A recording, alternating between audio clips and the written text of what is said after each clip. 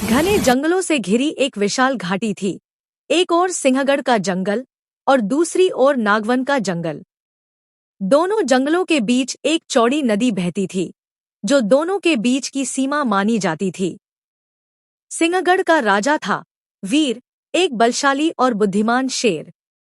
नागवन का राजा था भैरव, जो क्रूर, गर्वीला और अपनी शक्ति पर घमंड करने वाला था। कई सालों तक दोनों शेर अपनी अपनी सीमाओं में शांतिपूर्वक रहते रहे। पर एक दिन भैरव के झुंड का एक जवान शेर गलती से नदी पार कर सिंहगढ़ की सीमा में चला गया। वीर ने उसे कोई नुकसान नहीं पहुंचाया, बस चेतावनी दी, यह इलाका सिंहगढ़ का है, अपने राजा से कहना शांति बनाए रखे। भैरव को जब यह बात पता चली तो उसका अहंकार भड़क उठा। वह गर्जा, कौन है वो वीर जो भैरव को चेतावनी दे? तू जो कुकरमानी दे, अब मैं खुशी दिखाऊंगा कि असली राजा कौन है। अगली सुबह सूरज की पहली किरण के साथ ही भैरव नदी पार कर सिंहगढ़ की धरती पर पहुंचा।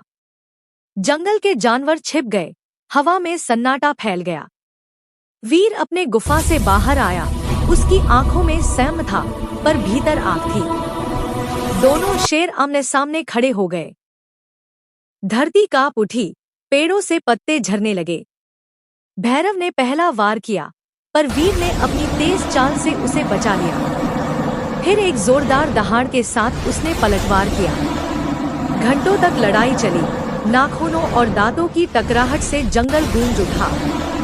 अंत में जब दोनों थक चुके थे, वीर ने पीछे हटते हुए कहा, भैरव, ये लड़ाई हमारे धर्मकार की थी, हमारे जख्मियों की नहीं। तो कत्तमाच रज है नाम, ताकनत से नहीं समझ से। उस दिन से नदी अब सीधा नहीं रही, वह दोनों राज्यों की रिखता की रेखा बन गई।